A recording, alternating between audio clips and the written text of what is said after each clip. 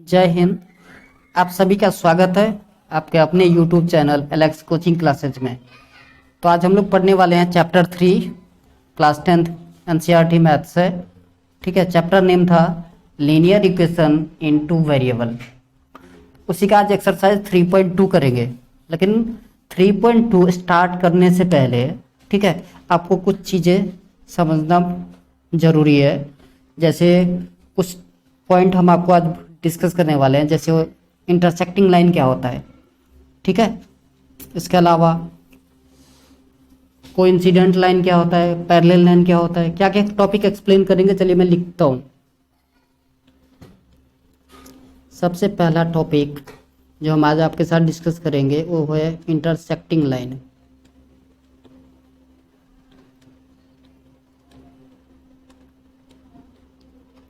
Intersecting lines क्या होता है।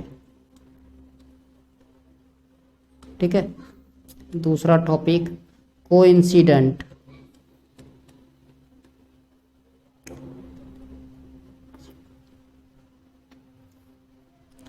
कोइंसिडेंट होता है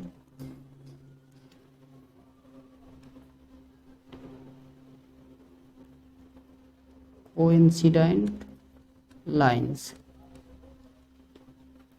थर्ड आपको समझना है पैरेलल लाइंस क्या होता है।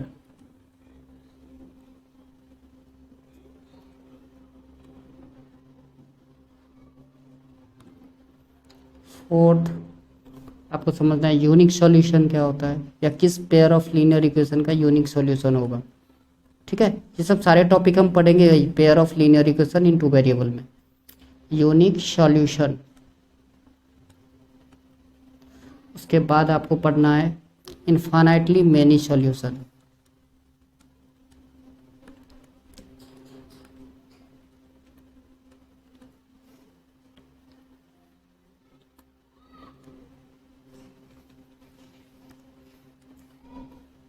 उसके बाद पढ़ना है आपको नो सॉल्यूशन के लिए क्या कंडीशन होता है ना, मतलब नो सॉल्यूशन क्या होता है।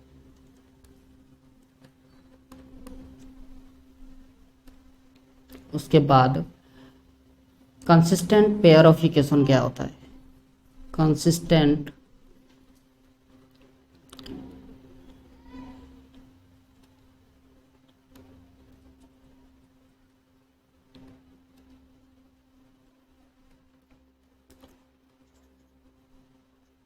पेयर्स ऑफ इक्वेशन क्या होता है। और next one is inconsistent pair of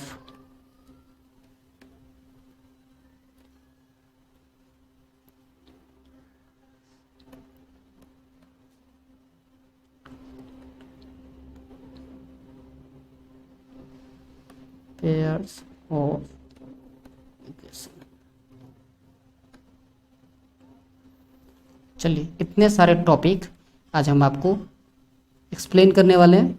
इसके बाद हम लोग चलेंगे एक्सरसाइज 3.2 में। तो देखिए कितने टॉपिक हैं। Intersecting line, constant, parallel, then solution wise पढ़ेंगे तो unique solution, infinite many solution और नो सॉल्यूशन, जिसको हम नॉन लिख दिए यहाँ पर, कोई दिक्कत नहीं, एक ही चीज़ है। और कंसिस्टेंट पेयर ऑफ इक्वेशन और इनकंसिस्टेंट पेयर ऑफ इक्वेशन। चलिए तो वन बाय वन करके पढ़ते हैं। देखिए दो इक्वेशन है, क्या लिखे हैं। अगर दो इक्वेशन लीनियर इक्वेशन का मैं स्टैंडर्ड फॉर्म लिखूँ तो क्या हो सकता है।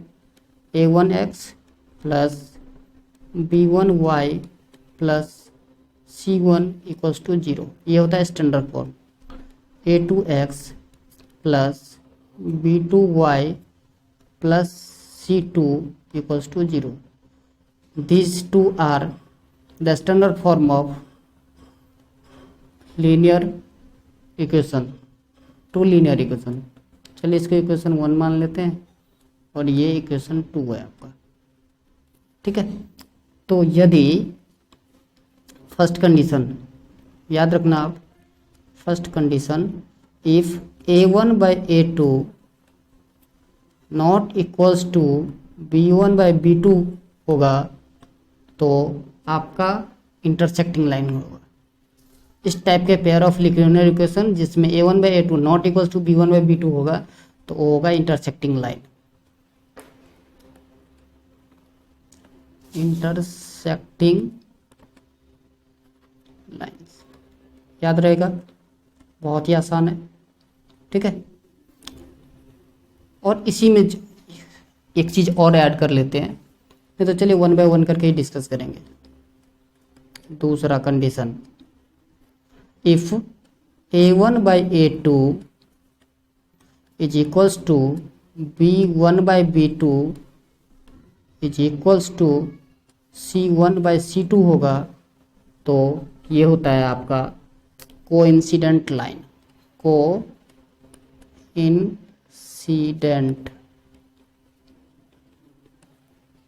लाइंस।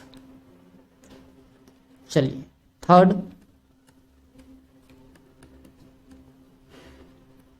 इफ a1/a2 इक्वल होगा b1/b2 के बट लेकिन नॉट इक्वल c1/c2 अगर होता है, ठीक है, तो आपका ये होता है पैरेलल लाइन। क्या होता है? Parallel line.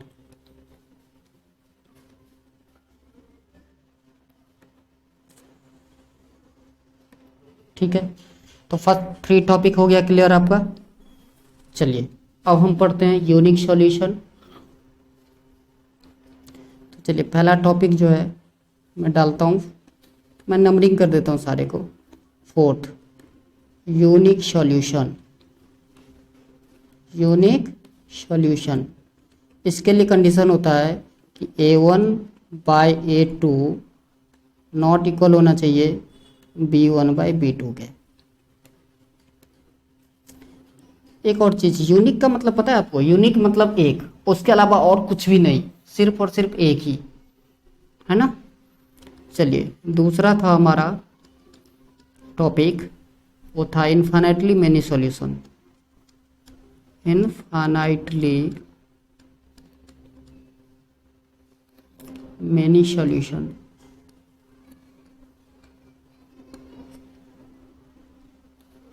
Infinitely many solution के लिए आपका कंडीशन होता है a1/a2 is equals to b1/b2 is equals to c1/c2।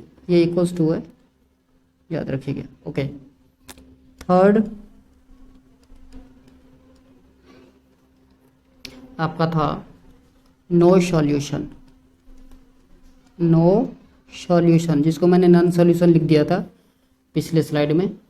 ठीक है, तो इसके लिए कंडीशन होता है a1/a2 इक्वल होगा b1/b2 के, लेकिन इक्वल नहीं होगा किसके? c1/c2 के। ये हो गया आपका नो सॉल्यूशन के लिए। ठीक है, तो ये भी हो गया। अब 2 टॉपिक और बचे हैं, क्या? कंसिस्टेंट पेयर ऑफ इक्वेशन, ठीक है, और inconsistent pair of equation.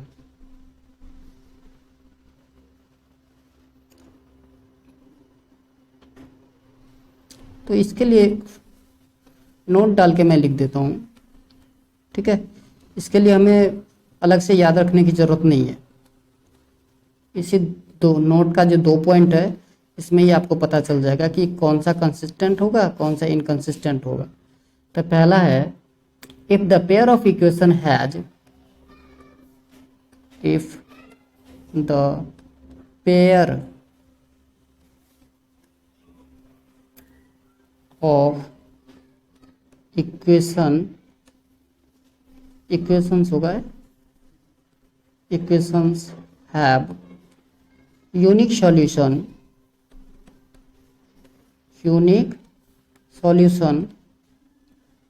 then it will be consistent pair of equation. Then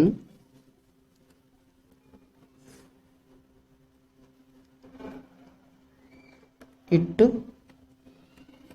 will be consistent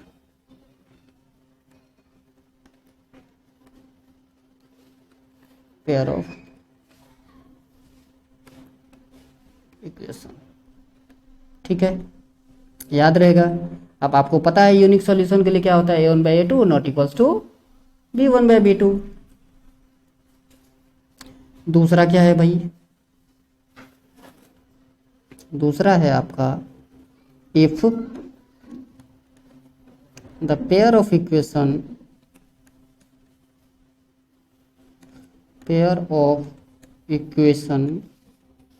have no solution. No solution, अब नो सॉल्यूशन के लिए हम लोगों ने क्या पढ़ा था, a1/a2 equals to b1/b2 not equals to c1/c2। Then it will be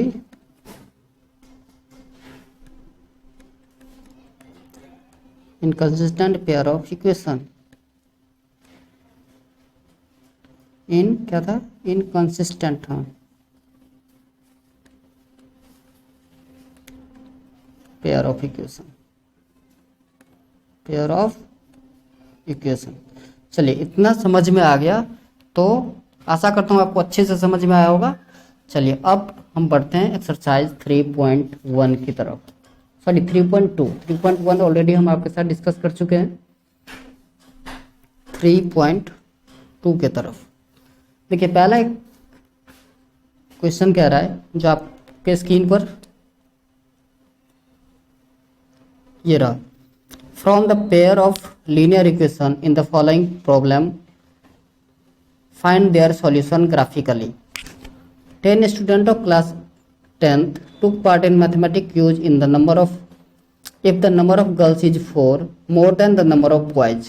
लड़की की संख्या जो थी वो 4 ज़्यादा थी लड़कों से, ठीक है। Find the number of boys and girls. बहुत आसान है, पहले हम क्या करेंगे, लिट कर लेंगे। चलिए बढ़ते हैं आगे फटाफट। बहुत आसान क्वेश्चन है, 1 का first part, let the number of boys equals to x, ठीक है, और number of girls equals to y at ATQ, मतलब अकॉर्डिंग टू क्वेश्चन।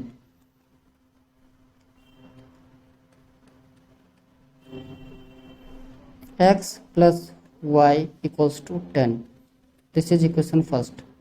अब पूछोगे सर आपने ये क्यों लिख दिया, तो क्योंकि टोटल 10 स्टूडेंट ही थे, तो बॉयज और गर्ल्स मिला के 10 थे, तो इसलिए मैंने x plus y equals to 10 कर दिया, ठीक।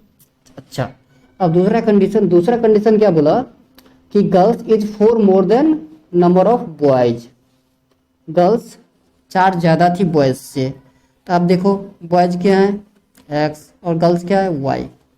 ये y ऑलरेडी 4 ज़्यादा है x से, तो इसका मतलब क्या है, x में आप 4 प्लस कर दीजिए तो y के इक्वल हो जाएगा, या इसको सिंप्लीफाई करके लिखें तो क्या होगा, x minus y equals to minus का 4।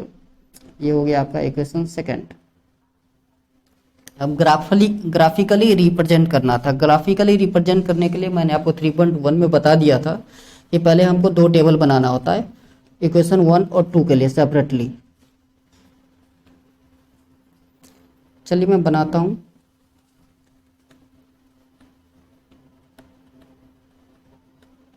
इक्वेशन 1 x y, और मैंने एक चीज़ और बताया था आपको कि इसमें मिनिमम जो है वो 2 वैल्यू चाहिए, मैक्सिमम आप जितना निकाल सकते हो कोई दिक्कत नहीं। मिनिमम x की 2 वैल्यू होनी चाहिए और y की 2 वैल्यू, सो दैट कि हम ग्राफ पे रिप्रेजेंट कर पाए। और एक और चीज़ बताया था कि इजी के लिए आप एक बार x का वैल्यू 0 ले लो, एक बार y का वैल्यू 0 ले लो, आसान हो जाता है।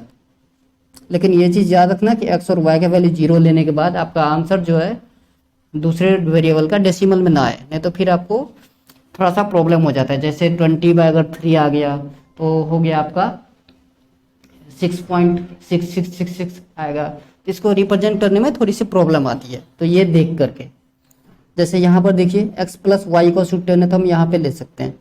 सपोज मैंने x का वैल्यू 0 ले लिया, सोचो y का वैल्यू क्या होगा, 10 हो जाएगा। x का 0 वाई 10। कैसे? देखिए मेरा फर्स्ट इक्वेशन क्या था, x plus y is equals to 10। X का वैल्यू आप 0 पुट कर दोगे तो 0 प्लस वाई इक्वल्स टू 10। तो बताइए y का वैल्यू क्या आ जाएगा? सिंपल सा है 10, है ना? तो वही मैंने लिख दिया। अब दूसरी तरफ देखिए मैंने y का वैल्यू 0 ले लेता हूँ, तो x का वैल्यू बताइए क्या आएगा? तो x का वैल्यू 10 आ जाएगा। देखोगे, ये देखो x plus 0 equals to 10। Now x equals to 10। ठीक है, ऐसे ही दो वैल्यू निकालने पड़ेंगे सेकंड इक्वेशन में भी हम x और y के। ठीक है, चलिए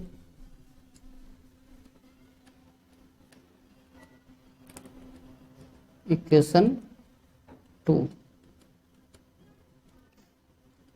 इक्वेशन 2 एक बार मैं लिख देता हूँ, x minus y equals to था माइनस का 4। ठीक है, x y।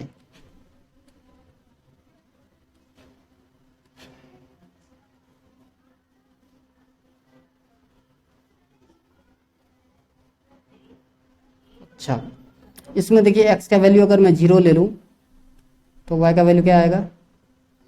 पुट करके देख लीजिए, 0 minus y equals to minus का 4 minus y equals to minus का 4, माइनस माइनस कैंसिल आउट, तो y इक्वल्स टू हो गया आपका 4। ठीक है ना? अच्छा, अगर आप y का वैल्यू 0 ले लो तो क्या हो जाएगा? x का वैल्यू माइनस 4 हो जाएगा। देखिए x minus 0 equals to minus का 4। Now x equals to minus का 4। तो यहाँ पर लिखिए y का 0, x का माइनस का 4। ठीक है, यहाँ तक समझ में आया? अच्छा, अब हमें ग्राफ खींचना होता है। तो मैंने 3.1 में भी आपने देखा होगा कि यहाँ पर टूल्स तो वैसे हमारे पास होंगे ड्राइंग, कि मैंने कभी चेक नहीं किया है।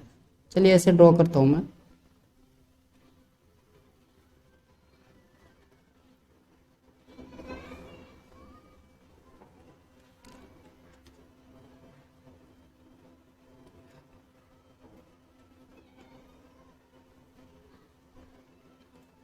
चलिए, ये होता है x, ये हो गया आपका x डैश, ऊपर y, नीचे y डैश,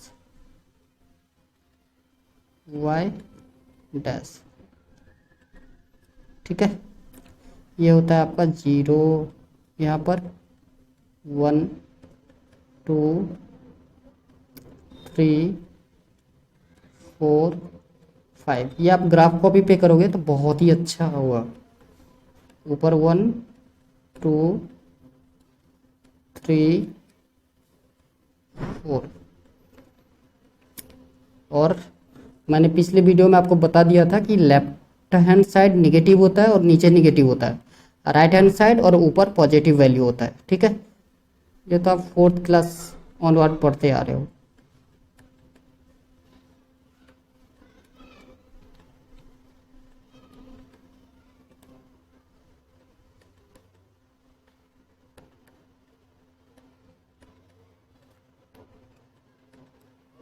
ठीक है, अब देखिए वैल्यू कैसे लेते हैं। फर्स्ट इक्वेशन देखिए, x का 0 था, y 10, x 0 y 10। अच्छा, तो 10 तक तो वैल्यू आया ही नहीं, और लाइन बड़ी करनी पड़ेगी। आप अपने तरीके से कर लेना। ठीक है, मैं बता, सपोज मान लो y का वैल्यू यहाँ पर 10 आ जाए। ठीक है,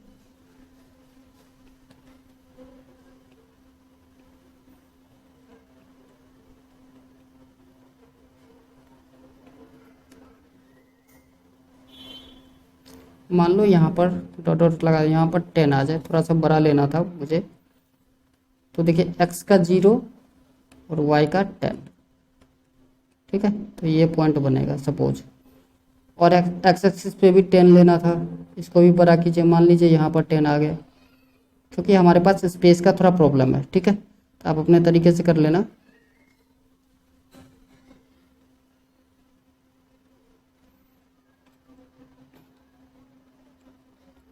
ऐसे 6 7 लेते जाओगे आप 10 तक, तो यहाँ पर तो ये हो गया आपका 10 और 0। अब क्या करना होता है, इस दोनों पॉइंट को मैच करना होता है। देखिए ये पॉइंट दिख रहा होगा आपको और ये इस दोनों को मैच करना होता है, स्केल से आप मैच कर दोगे। फिर इस इक्वेशन में देखिए x का 0 y का 4, y एक्सिस कहाँ है आपका, ये वाली, तो x का 0 y का 4, यहाँ पर ये पॉइंट बनेगा 0 और 4, ठीक है। और दूसरा देखिए y का 0 x का -4, ये एक पॉइंट कहाँ बनेगा, यहाँ पर लिखोगे x का 0 y का -4। आप इस दोनों पॉइंट को मिला दोगे, ठीक है। ये दोनों लाइन जहाँ पे इंटरसेक्ट करेगी यही सॉल्यूशन होगा। तो आशा करता हूँ आपको अच्छे से समझ में आया होगा। आगे बढ़ते हैं। अब मैंने एक ग्राफिकली मेथड्स समझा दिया है आपको, बाकी आप खुद से कर सकते हैं, ठीक है। चलिए दूसरा क्वेश्चन कह रहा था, फर्स्ट का ही सेकंड पार्ट है, कह रहा था 5 pencil and 7 pens together cost ₹50, whereas 7 pencil and 5 pens together cost 46. Find the cost of pencil and 1 pen. मतलब क्या, 5 पेंसिल आप लोगे और 7 पेन तो आपको ₹50 देने पड़ेंगे, और 7 पेंसिल और 5 पेन्स लोगे तो 46 देने पड़ेंगे। तो सबसे पहले हम लेट कर लेते हैं, let the cost of pencil BX, ठीक है, and cost of pen BY। तो अब देखिए क्या बोला था, 5 पेंसिल तो 5X, 7 पेन 7Y, कितने देने थे, ₹50। ये हो गया आपका इक्वेशन 1। दूसरा क्या कह रहा था, 7 पेंसिल, वेरी गुड, तो 7X हो गए भाई, प्लस 5 पेन्स तो 5Y इक्वल्स टू, और रुपीज़ कितने देने पड़ेंगे, 46। ये हो गया आपका इक्वेशन 2। अब इस दोनों को आप ग्राफिकली मेथड से सॉल्व कर सकते हो। अब देखिए मैंने जैसे फर्स्ट में बोल रहा था, आप एक बार x का वैल्यू 0 ले लो, एक बार y का वैल्यू, तो यहाँ पर आप x का वैल्यू 0 ले लोगे तो y का वैल्यू डेसिमल में आएगा। तो x का वैल्यू आपको 0 ना लेके कोई होल नंबर लेना, सो दैट कि आपका y का वैल्यू भी होल नंबर में ही आए, ठीक। चलिए आगे बढ़ते हैं। सेकंड क्वेश्चन कर रहा है, on comparing the ratio A1/A2, B1/B2 and C1/C2 find whether the representing the following pair of linear equation intersect at a point parallel और कोइंसिडेंट। अच्छा, तो आपको याद रखना है, देखिए 2 का फर्स्ट क्वेश्चन है, ये लिखे हैं 5x -4y plus 8 is equals to 0। ये है इनका फर्स्ट इक्वेशन। सेकेंड इक्वेशन है 7x प्लस का 6y माइनस का 9 इक्वल्स टू 0। ये सेकेंड इक्वेशन। इसमें से क्या निकालना है हमें, A1 A2 निकालिए। फर्स्ट इक्वेशन A1 क्या है आपका 5, B1 क्या है माइनस का 4, C1 क्या है 8, वेरी गुड। A2 7, B2 क्या है आपका 6 और C2 क्या है माइनस का 9। हमें क्या चेक करना है, A1/A2 not equals to B1/B2। पर वैल्यू रख के आप देख लो इक्वल है या नहीं है। तो देखिए 5/7 और ये आ रहा है आपका -4/6। ये कभी भी इक्वल नहीं हो सकता है ना, इक्वल तो हो ही नहीं सकता। तो A1/A2 not equals to B1/B2, इसके लिए क्या रूल था, याद है आपको, देखिए if A1/A2 not equals to B1/B2, तो यहाँ पर देखिए फर्स्ट कंडीशन था इंटरसेक्टिंग लाइन। तो इसका आंसर क्या आ जाएगा, इंटरसेक्टिंग लाइन।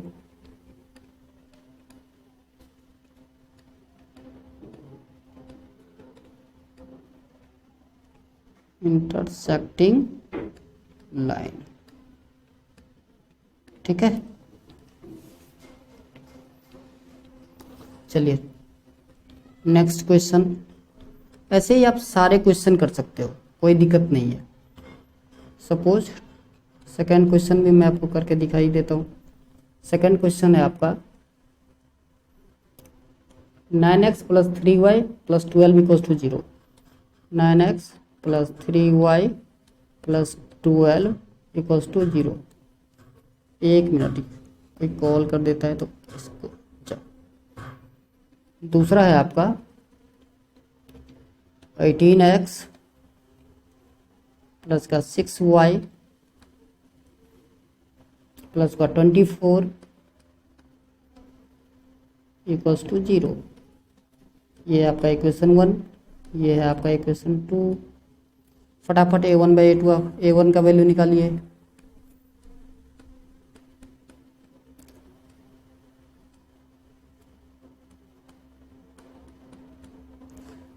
a2 18 हो गया, b2 6 और c2 24। अच्छा, अब a1/a2 और b1/b2 आप करके देखो क्या होता है। तो a1/a2 9/18 इक्वल्स टू 3/6। ये देखिए इक्वल हो जाएगा, क्योंकि आप इसको सिंप्लीफाई करोगे तो ये भी 1/2 और ये भी 1/2। तो आप कह सकते हो a1/a2 इक्वल्स टू b1/b2 है इक्वल्स टू c1/c2। अब ये देखिए 12/24, इसको भी जब आप सिंप्लीफाई करोगे तो ये भी आता है 12 1 जा 12, 12 2 जा 24। तो c1/c2 भी हो गया। तो देखिए जब a1/a2 equals to b1/b2 equals to c1/c2 होता था तो कोइंसिडेंट लाइन होता था। पीछे मैंने आपको लिख दिया था कंडीशन। तो ये हो गया आपका कोइंसिडेंट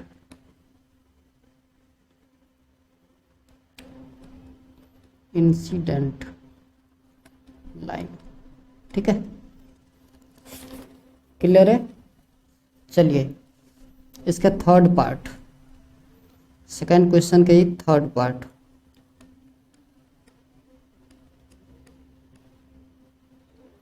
थर्ड पार्ट कह रहा है आपका 6x minus 3y, 6x minus का 3y प्लस 10 इक्वल्स टू 0। अच्छा, दूसरा है 2x माइनस का y plus 9 is equals to 0। चलिए फटाफट a1 और a2 बताइए क्या आएगा।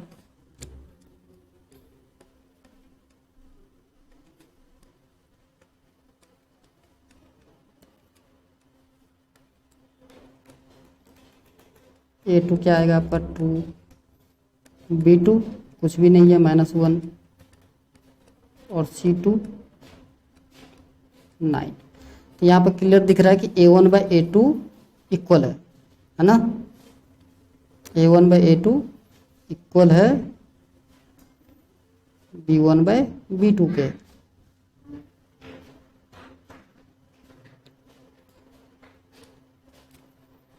अब देखिए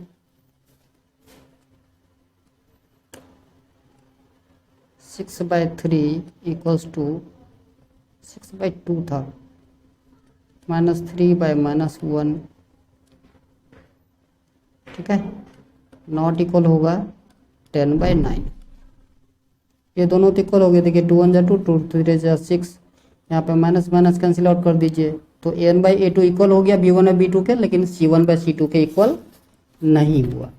तो इसके लिए क्या होता था, कंडीशन आपको याद है, पैरेलल लाइन, पैरेलल लाइंस, ठीक है। तो ये था आपका क्वेश्चन नंबर 2। चलिए क्वेश्चन नंबर 3। क्वेश्चन नंबर 3 आप कह रहा है, आपने स्क्रीन पर देखा होगा क्वेश्चन, कह रहा है on comparing the ratio a1/a2 b1/b2 and c1/c2 find out the following linear equation is consistent और इनकंसिस्टेंट। तो कंसिस्टेंट के लिए आपको क्या बताया था कि यूनिक सॉल्यूशन होना चाहिए, और यूनिक सॉल्यूशन के लिए कंडीशन क्या है, a1/a2 not equals to b1/b2 होना चाहिए। चलिए थर्ड का फर्स्ट पार्ट इक्वेशन में लिख देता हूँ आपको। इक्वेशन था 3x प्लस का 2y इक्वल्स टू 5। दूसरा इक्वेशन है 2x माइनस का 3y इक्वल्स टू 7।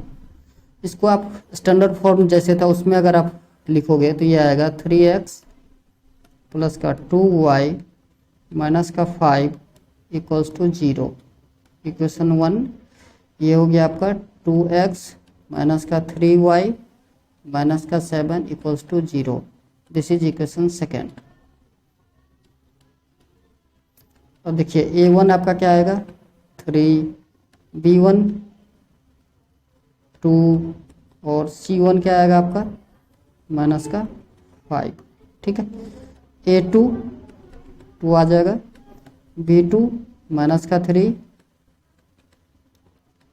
और c2 हो गया आपका माइनस का 7। देखिए यहाँ से क्लियर दिख रहा है कि a1/a2 not equals to b1/b2 है। तो हम लिख देंगे a1/a2 not equals to b1/b2। 3/2 is not equals to 2/-3। तो यूनिक सॉल्यूशन हो गया। तो यूनिक सॉल्यूशन क्या होता था, कंसिस्टेंट पेयर ऑफ इक्वेशन। तो आप लिख सकते हो सिंपली इसका आंसर आ गया कंसिस्टेंट।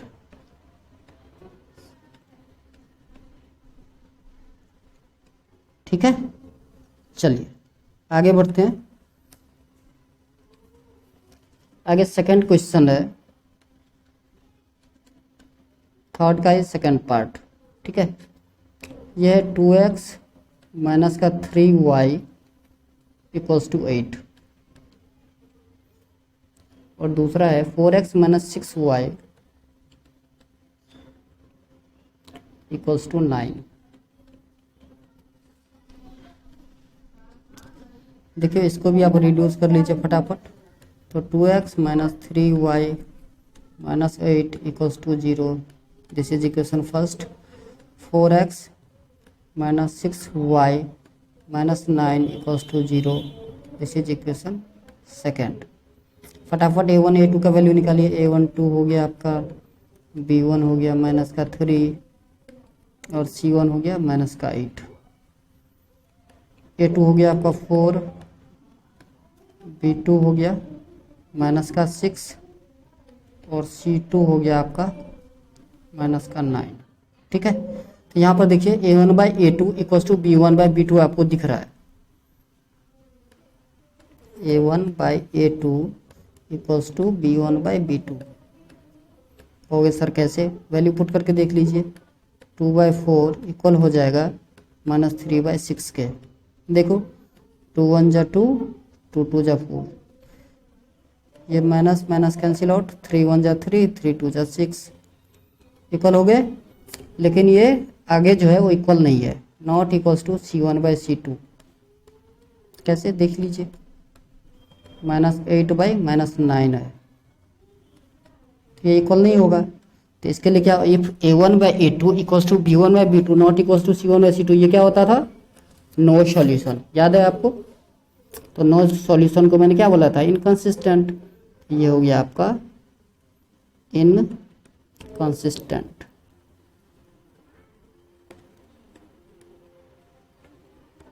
तो चलिए बस आज के लिए इतना ही, मिलेंगे नेक्स्ट वीडियो में,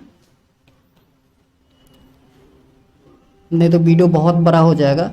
और आप नेक्स्ट जो पार्ट हैं इसके 2-3 वो आप खुद से ट्राई कर सकते हो। अगर नहीं होगा तो आप कमेंट करके बताना मुझे, तो मैं आपको उसके लिए भी वीडियो बना दूंगा या फिर कमेंट में ही कुछ सॉल्यूशन प्रोवाइड कर दूंगा आपको। ठीक है, तो चलिए मिलते हैं नेक्स्ट वीडियो में। जय हिंद, जय भारत।